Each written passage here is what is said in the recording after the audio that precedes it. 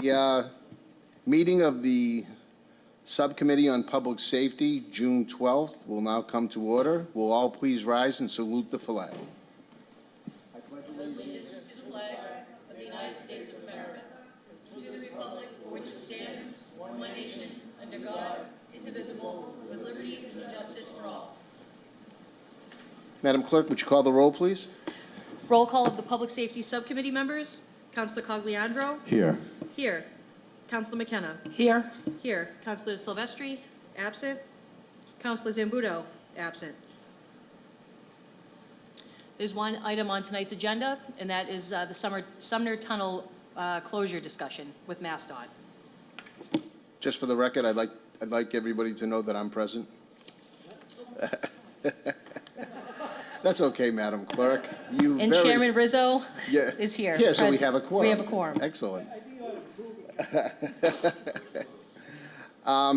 Before we get started, and I'd like to thank those that are here to inform the City Council about the closing of the Sumner Tunnel. Obviously, there's a lot of conversation, a lot of concern amongst our residents across the city, wondering how that's going to impact traffic coming through Revere. As we all know, or as we may know, there's a couple 100,000 cars a day that come through our city. So this is clearly an important issue to us, and I want to thank you all in advance for being here. Before we open it up to those of you that are here, I would like to just mention that Senator Edwards had contacted me, and she is unable to make it here tonight. Representative Jeff Turco had also contacted me. Unfortunately, he suffered an injury, and we all wish him well in a speedy recovery, but he could not be here.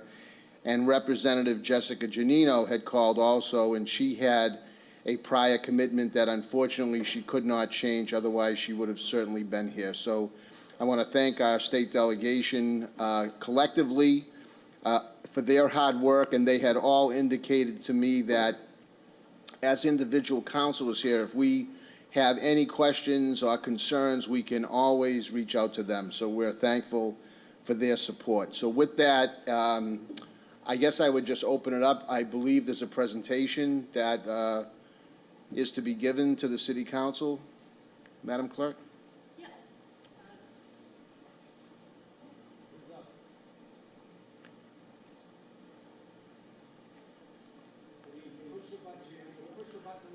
Sorry about that. There we go.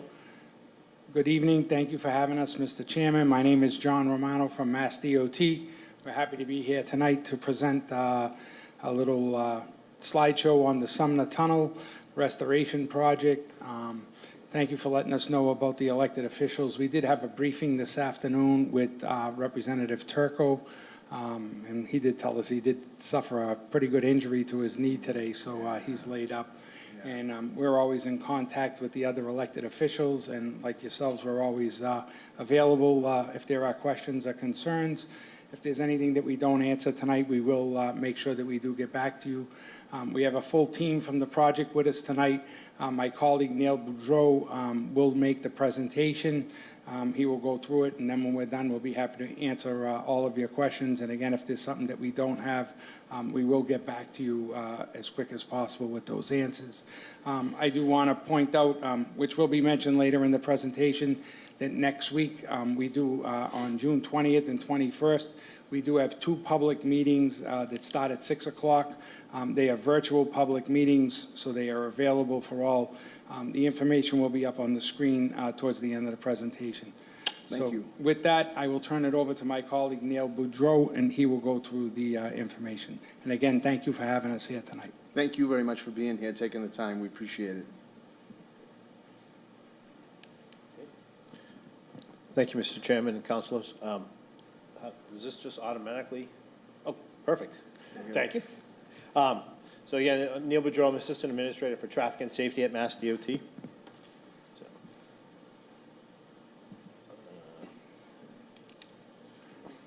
Sorry, technical difficulty.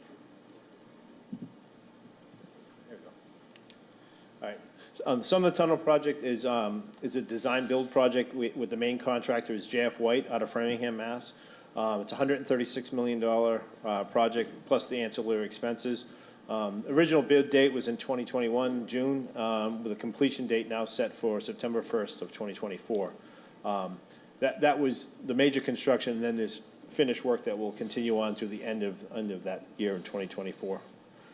So the scope and some of the pictures kind of tell the story, is to replace the tunnel ceiling and repair the overhead arch, and then also replace and rip out the deck and the roadway surface.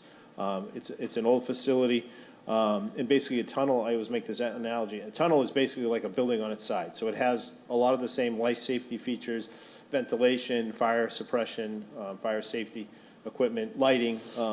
So that's basically built through the system. So what's been happening during the weekend prep work is a lot of that, the rewiring of all those ancillary systems, fire safety, getting ready for the new lighting system, the wall panels on the side that has fireproofing, getting to the point where they can start to rip out the full ceiling, which they'll be doing over the course of the summer.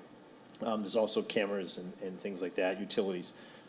And also one of the key things is, because it requires the ventilation and drainage system, so a lot of that has been updated in advance. So this is just a snapshot of what the tunnel looks like. It is a true tube system. The roadway system itself is extremely narrow, with only 12-foot lanes, so there's no shoulder, there's no offset between those two lanes, and then you basically have concrete on either side of you. So it's a very tight system. And then above in that ceiling panel, so you have kind of like a drop ceiling, so to speak, with the fireproofing. Then you have that arch. So this summer, the target is to replace the arch that's in the overhead section, and then next summer they'll be doing the deck surface and down below repairs. So the schedule again was originally it was going to be over the course of like one lump sum this summer. We spread it out because of the time period. While the summer is still busy in terms of traffic coming in and out of Boston, the peak hour is a little bit less. So spreading it out, makes the impact overall much easier. So we'll do that first section, which is the overhead arches, July 5th to 31st of this year, and then next July and August we'll do the deck. And they'll continue to do those weekend closures during the bulk period in between. So during the shutdown, and I think we've been experiencing a lot of this, although there's a lot more to offer for the full closure than we've had during the weekend closure, but there's another number of alternatives besides just driving. We still obviously have the roadways, but where it is a tunnel system crossing the harbor, we only have so many lanes coming into Boston, so many lanes leaving Boston. So the goal here is to try to utilize to the best extent possible mode shift. So we have a number of those options with ferry service. We have the Blue Line, the Silver Line, a number of bus routes, as well as the commuter rail that we're hoping to get people to take advantage of.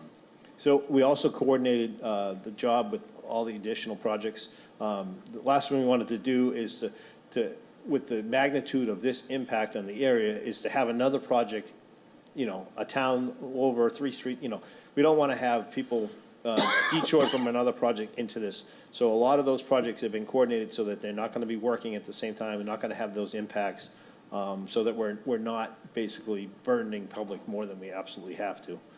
Things will be moved to off-peak times or outside the window. We started doing some Tobin Bridge work, which will end. We won't be taking the lanes on the Tobin Bridge, obviously, while we're doing this closure. So some of the innovations, and I think the picture on the right of those arch, in order to do this in an accelerated fashion, forming up and trying to put concrete to rehab that arch system in the ceiling during a closure was not really cost effective, versus doing laser measuring and actually custom designing these basically precast arches, which the contractor will be able to bring in and install in place. And it's very, very specific, because the tolerance inside the tunnel is such that everything had to be measured uniquely so that they all fit together. But this is, again, helps them basically to move in a much more accelerated fashion. And it's all been designed, and some of that prep work is getting ready for these new arches. So this is just some of the innovations that they've come up with. Before demolition, you can see on the left side is what the tunnel used to look like with the ceiling panels, and they've been already ripping and removing some of that structure to expose that overhead ceiling. And you can see all the math and the stuff that's on there, because like I said, they're really making sure that each step of the way that they're on top of the unique measurements inside this tunnel system. One of the things that we did early on this year was to kind of, and something we've done for other projects, is to kind of have dedicated working groups, so that you kind of have an overarching principles that are kind of overseeing all of the work that's being done, but then to break off into different groups. So we have a public safety and traffic group that I'm part of. That's to bring together, what type of traffic mitigation we're looking at, making sure that we're addressing and working with public safety officials. The transit issues and users mobility group has brought in everything from the walking advocates, the bicycle advocates, but also transit, and how can we make things a little bit easier for people to make that choice to move to a different mode. Working extensively with Uber and Lyft to try to get them to partner with us. Communication and outreach is making sure that everyone knows about this, whatever format, whatever fashion that they get their information from, that we're trying to make sure that we do our best to expose them to the fact that this is happening.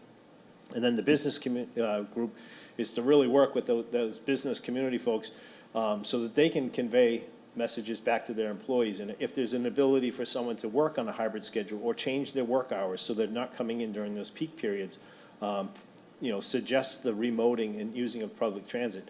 A lot of the business community has worked with us in support.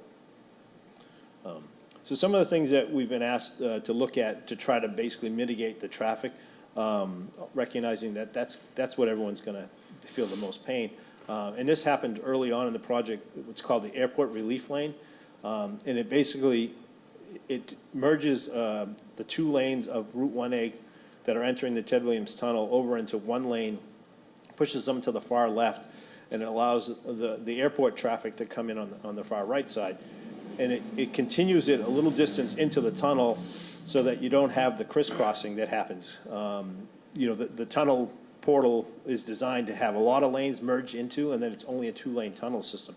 So what this does is helps keep that friction away from the opening to the tunnel, and it seems to be working much better. And they do that they have been doing that during the peak hours of the weekend. Usually late morning through about early evening, and that's been helping. Another thing that we were asked to look at is the Callahan two-way. Could we run two-way traffic in the Callahan? The Callahan is the exact same design as what I showed you on so it's a tube, 12-foot lanes, and no separation. So there's no way to safely separate traffic if you were going to run it two directions, and also the impacts in terms of geometric. How do you get people into the tunnel? On the East Boston side, it's not that hard, but how do you get them out in the downtown Boston area where they're coming up in an intersection that is all one way at them? There's no ability, so we would have to basically rebuild and redesign the intersection in Boston. The problem with 50-50 on the traffic is it's not quite, if one lane of traffic can handle, say, 1,500 cars, when you're putting that friction of having them go side by side, you're going to drop those numbers way down. So we would end up causing backups on both sides of the system, including into the 93 tunnel. So we determined that wasn't going to give us the benefit that we were looking for. The one thing I will mention for public safety side, this is a public safety meeting, is we do have a contingency plan for a catastrophic event. If we need to get mass EMS or fire or whatever over into East Boston, we have the ability to basically shut down the Callahan and basically allow that to go counterflow. So that's in place, and we're actually going to we have a meeting later next week on Thursday, the 22nd, where we're actually going to do a drill to kind of walk through that, make sure everyone knows who's responsible for what. And then the last one was, could we do a zipper lane in the Ted Williams Tunnel? So again, the Ted Williams Tunnel is just as narrow. It's got a little bit more shoulder area, but there wasn't sufficient to actually put a permanent barrier type or a temporary barrier system in there. And again, the enter and exit points, because of you come out of the Ted Williams Tunnel, you're immediately back into the next tunnel section after a short distance. To bring those back would have caused just as much congestion and impacts as the end benefit it would have given. And it also would have impacted eastbound. So all the people that want to travel east would have been in gridlock throughout the day because the traffic is just that heavy on eastbound. One of the things that has come up is what's the best route and stuff to get ambulances through. So Troop F, who manages the airport through normal day-to-day congestion, if there's an incident in the Ted Williams Tunnel, or so they're used to they have what's called ERS-1. This is the way that they bring people in the back way through Porter Street. And they essentially take them through, I know the pictures are kind of hard, they take them through what is like a maintenance area for MassDOT, as well as where the old toll administration building was when we had toll booths out there. So they really bring them away from traffic, and they bring them in, and they enter the tunnel right at the entrance portal. So they're getting, ahead of the traffic backups and stuff to get in that way. So one of the things is like, how it's just communicated. All the ambulances that have ever had to deal with this are aware of this, but one of the things that we are going to be implementing is incident command structure, which is a communication plan 205, which basically puts the local surrounding communities, like yourself, onto that same communication protocol, so that if we do have, you have private ambulances here? We have Bulk contracted. Contracted, okay. Contracted. So if that contracted ambulance, all it is a simple call into this system, the communication, so that if it's Boston Police at a certain location, or as they get closer to Troop F, who manages state police, they know it's coming, and they're going to basically prioritize that movement to get them into the system. So they'll be on the lookout, and it streamlined it so that everyone's hearing that message. It's all on one communication protocol. So in terms of the impacts, obviously, I mentioned, we know that the vehicular impacts, if everyone thinks that they can still do the same thing, I'm just going to get in the car and I'm going to try to drive it, it's going to be significant. So part of the messaging is going to be is to try to really push home, if you can stay home or work from home or change your hours to do that, but there are transit options, and some of those are, which was just announced last week, is giving that Blue Line free fare. So it's not just free fare at a few locations, the whole Blue Line is going to have free fare during the closure. And they're also, because they've been working diligently to try to remove those slow zones that they've had, in anticipation of being ready and able to accommodate this, they're also going to have extended, additional cars on service, so that they will have more service to provide. They're also reducing the parking lot at the Blue Line lots to only $2 a day. And there'll be some free parking near the Wood Island station. In addition, the ferry service between East Boston and downtown will be free throughout the whole closure period. And then discounted tolls, so the people that have a discount program will continue to have that for Tobin Bridge and Ted Williams. They must be in that discount program. And then some of the other things is signal phasing and timing. So because the weekend closures they're short duration, we can only manage the signals to the best extent possible. We're fortunate that a lot of the impact areas in the city of Boston, where they have a command, a traffic operations center, where they have people that can change signal timing. So they man that every weekend, and they'll flush out different roadways. So that's been happening throughout during the full closure, because now we know we've got an extended period of time and we're going to change traffic patterns. We'll be able to go in and make some adjustments to try to basically better serve that change in traffic demand.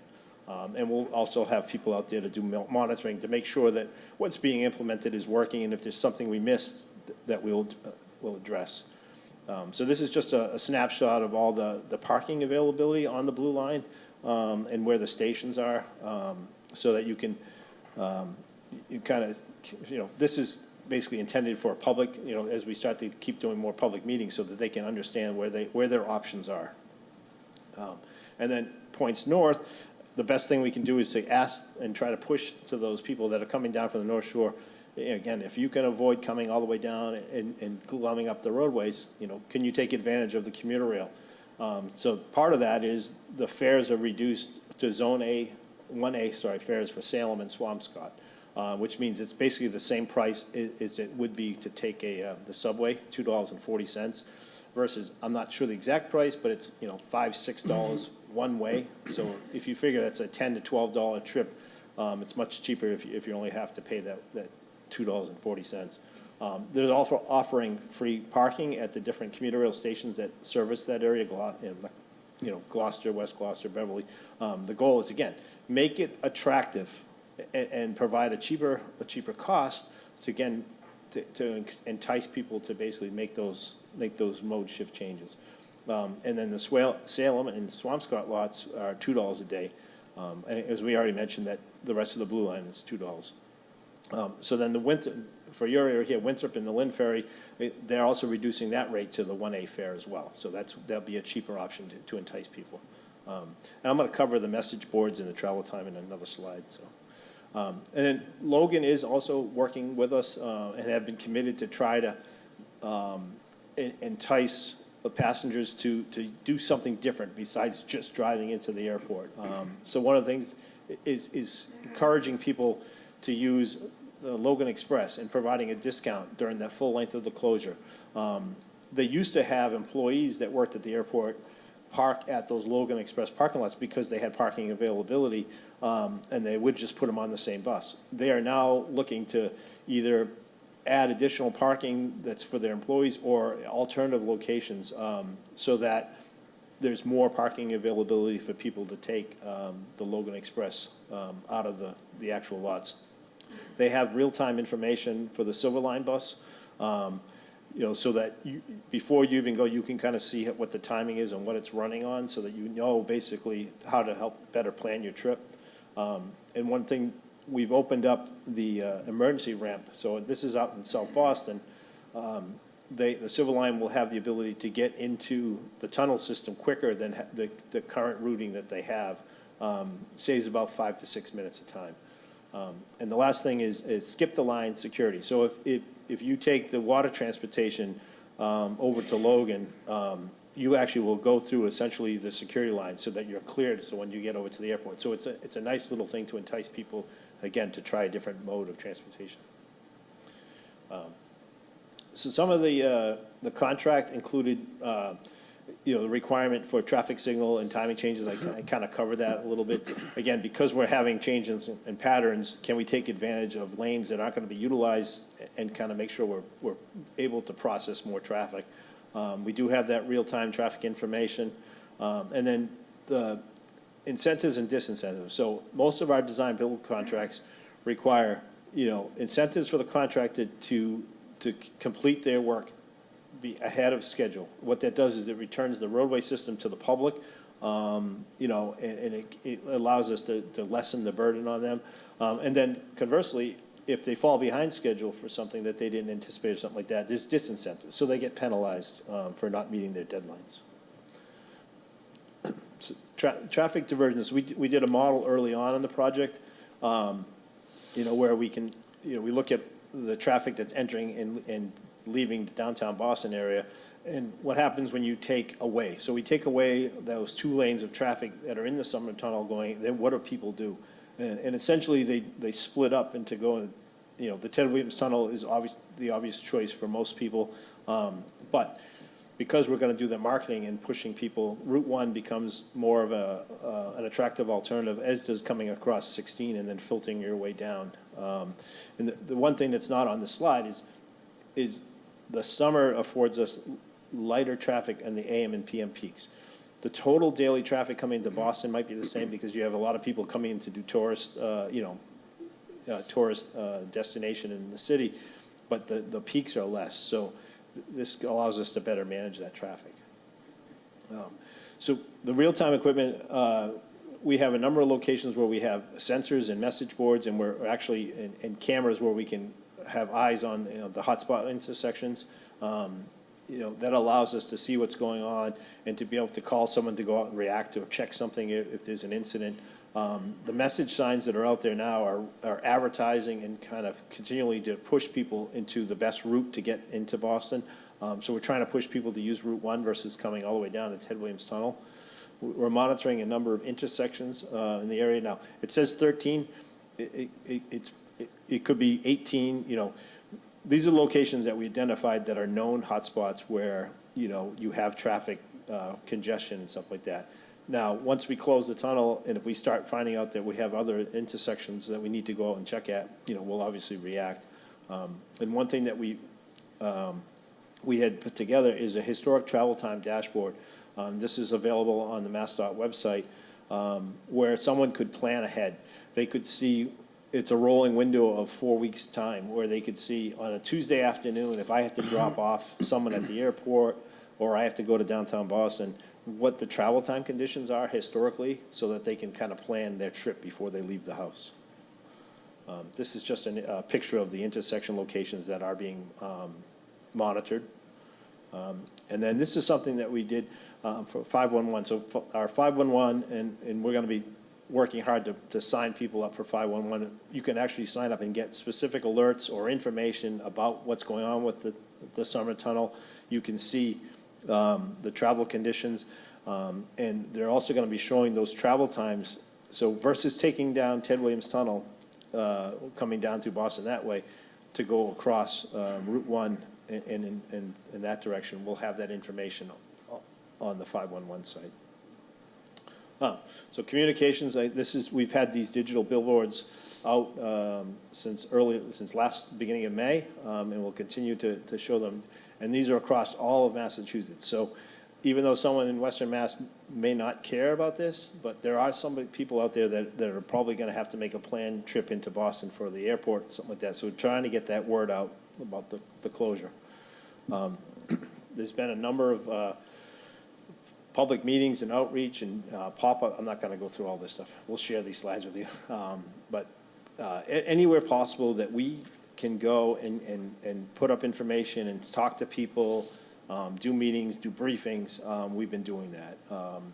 I myself have done a lot of work and outreach with the users of the airport. So the taxis, the limo drivers, the trucking companies, any of those people, the bus companies, the private bus companies, anybody that has to make that trip in, just trying to make sure we get the word out and work with them. What's that? Yeah, Revere Little League. I wasn't at that one, sorry. Yeah, so we have two, I think John mentioned this, the next two public information meetings are June 20th, next Tuesday, and next Wednesday, the 21st. And we've had public meetings April, May, June, maybe in March too, I think. But each time we have more mitigation, things that are finalized, more things that we can tell the public. Some of the questions that were raised at previous meetings, we have addressed and we have responses to them. Again, the message is your commute will be impacted. I can't understate that enough. And that's, hopefully the media will join with us and help to deliver that message, and to have people just give a little extra time to plan your trip before you come in. Consider remode to a different transit option. So, and then last, we usually bring this at all the public meetings. There's a QR code if someone wants to get direct access to the website. The project does have an email address specifically, or a project hotline if people have questions. And the mass.gov website, or mass.gov, with the Sumner Tunnel, has a lot of information on there readily available to help people. So with that, sorry if I went through it too fast. No, that's fine. I think it was just right. I'm sure that counselors will have some questions, and thank you for accepting them. It was, again, Neil, thank you guys for being here. Yep. It's very much appreciated. It's going to be a difficult time for everybody, Right. but I think this information sharing goes a long way. So with that, any counselors, members of the committee that have any questions? Councilor McKenna. Thank you, Mr. Chairman. Hello. I was just wondering if you're going to eliminate the bus lane on the Tobin Bridge to help the flow of traffic, because I've been stuck in that traffic. You can't use that third lane, and I've been stuck for an hour. And it seems like there's no bus. I've never seen a bus there. So I was just wondering if that's going to happen. Thank you. I know we've brought that back to the highway administrator and the secretary. I don't have an answer for you today. We've heard that message. I know the 111 bus is the frequent user of that lane. And it's also meant to serve as emergency vehicles, to help get them through the area during, I will bring it back.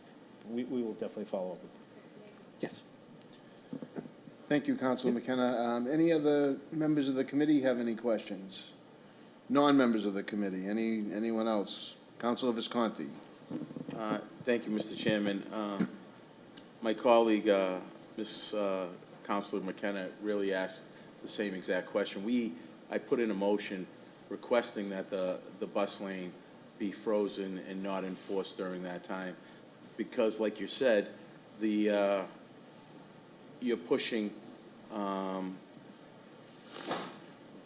Route 1 as an alternative route as well, which is going to create some traffic, quite a bit of traffic on the Revere side. And it looks as though the traffic mitigation plan is concentrating on accommodating the East Boston and Boston side where it's right in that area. But as our Revere residents are really concerned about that bus lane, freezing the enforcement of that bus lane, because that's going to push out the traffic all the way, further back from Route 1. And it's going to, while I would like to believe that people would take the alternative measures, to travel into Boston, I think what will happen is they'll end up going on the bridge, and which is going to create quite a bit of traffic on the Revere side. So we were hoping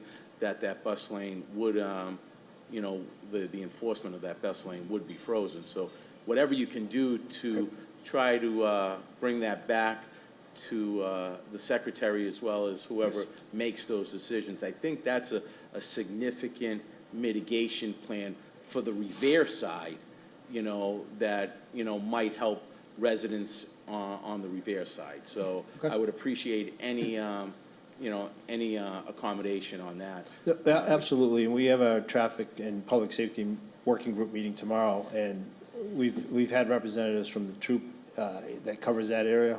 We can ask them as well in terms of what they've been doing in terms of enforcement. Yeah. So we'll look at that, but the main decision about the suspension of it has to come through the secretary. And I understand. It will be brought back, sir. But yeah, if you can ask the secretary Yep. to see if she can consider that, that would be great. Absolutely. Greatly appreciate it. Thank you. Yep. Thank you very much. Councilor Novoselsky. Yes, sir. Thank you, Mr. Chairman. Gentlemen, welcome.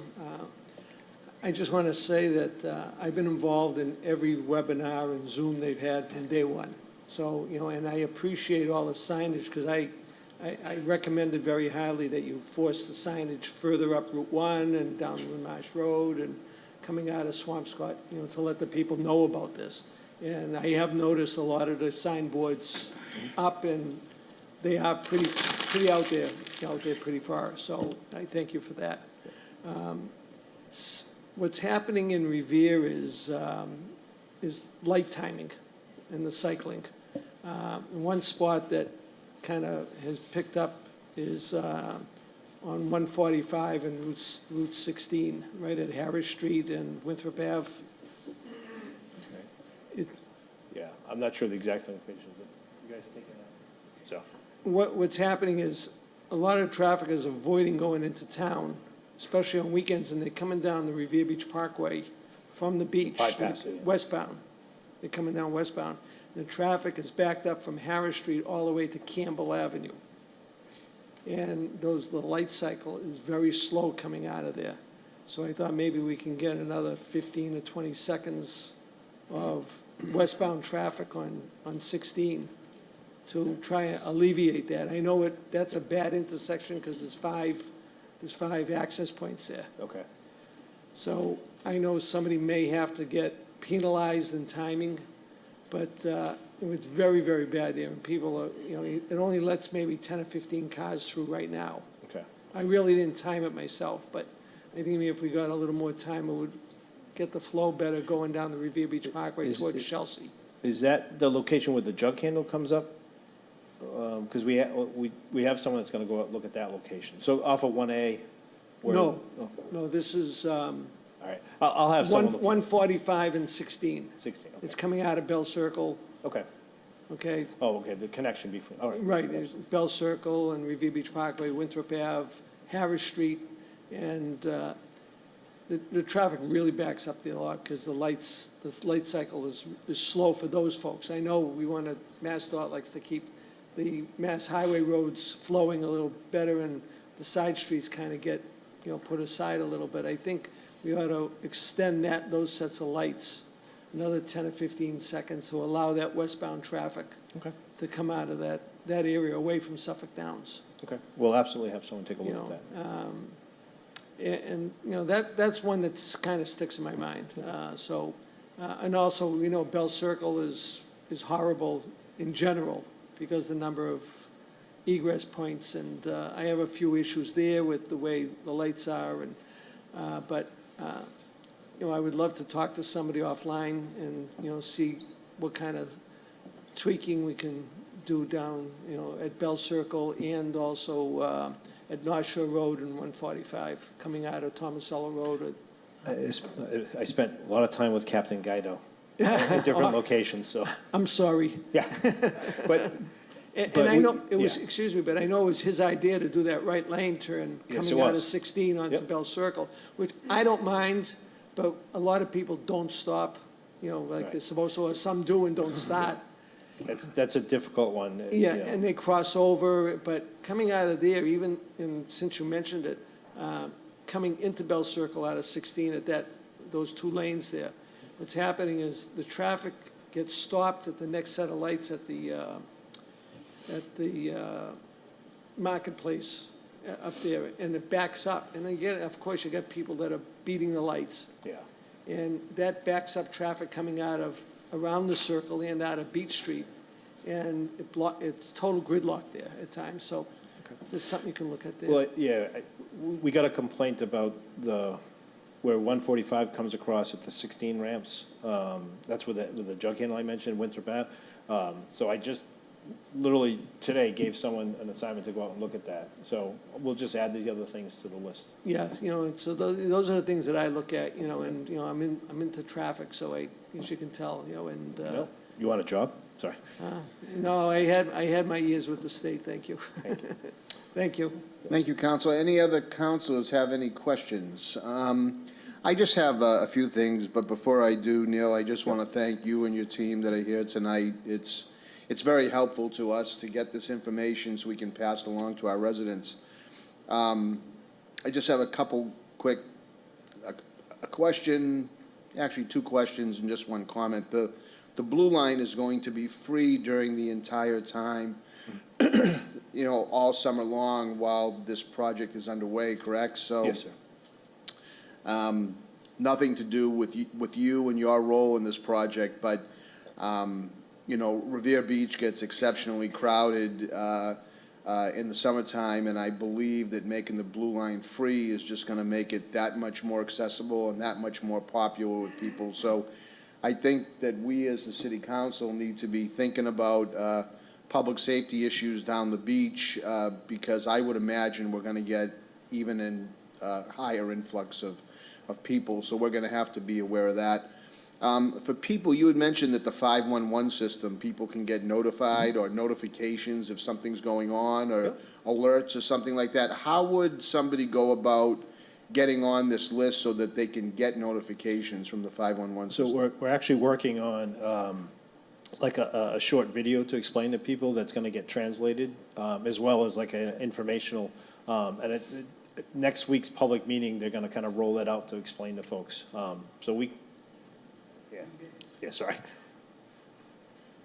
Once we have that put together, we can also send that out to you and make sure that you guys have that so you can get it out to your constituents.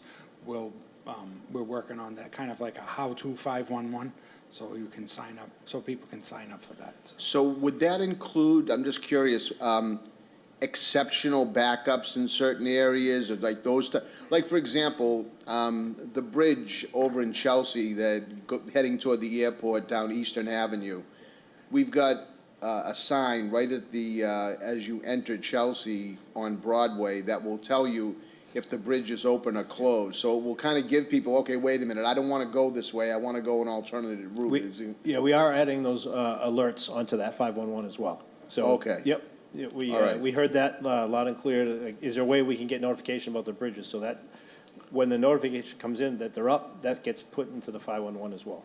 Okay, fantastic. And then just one final thing. And this may be rhetorical. I hope I hope it is rhetorical. You know, I think back to all the work that was being done in the Big Dig, and back in 2006, I'm not sure how many of you were involved in the positions that you are now, but when you had those 12 tons that fell off of the tunnel that connects the Route 93 tunnel and the Mass Pike into the Ted Williams, and so kind of a quality control issue, obviously, the workmanship. And so when I hear you talk about incentives and disincentives, and you're dealing with contractors, if there are incentives to get ahead of schedule, you know, I'm assuming that that there's a vigilant and diligent plan to make sure that whatever work that they've done is going to be inspected and re-inspected and then re-inspected again to make sure that accidents like that don't happen. Is that safe to say? Yeah, absolutely. So even part of it, I mentioned how they did laser design for the archway. And so, you know, unlike just trying to wing it, there's a lot of forethought. And so we have inspectors that are when they're doing the precast and stuff like that, we have inspectors there. And the construction staff oversight that's on the job for this project is quite extensive. So while it's an incentive for them to you know, to beat it, we're not going to give it back to us weeks early. It may be a day or something early to that effect. But it's the checks and balances are there. Okay, great. Again, Neil, I thank you. John, I thank you. If I could just end with, so the screen that was up there that Neil talked with the barcode and everything, we have some little postcards here. They're in 4 languages. We could leave those here with you tonight for anybody who would great. like them. All right, Thank you. and again, thank you very much for having us, Mr. Chairman. We appreciate your time, and thank you for allowing us to be here. If there's anything that you need, you can reach us. I know you all know Dan Fielding, so you can, you know, reach out through him, and we'll be happy to accommodate you. He's an old friend here in Revere, so absolutely. We know that, and thank you. And thank you guys for being here, really. It was very helpful for us as a city council, and of course for our residents who might be tuning in or watching it later. So thank you very much for the discussion. If there's nothing further here with the... Mr. Chairman, if Yes, I can Councilor interrupt 1 Visconti. second. Will you be able to reach back out to the city clerk and see what the end result will be in terms of the closure of that, or the freeze of that bus lane, so we get notification? How are we going to get notified if, in fact, that does happen? Once we get a final response, Okay. we'll reach back out. We'll have Danny reach back out to the clerk. That'd be great. Fantastic. Thank you. And Julie's part of our, Julie DeMoro. She's Okay. part of our traffic working group. So Okay. she emails me quite often, so. All right. Fantastic. I will. Thank you. Yeah, Sergeant Roll. Okay. Yeah. Thank you. Thank you, Councilor. Thank you very much. We appreciate your attendance. If there's no further business before the Public Safety Subcommittee, is there a motion to adjourn? So moved. This motion stands adjourned. Or this meeting stands adjourned.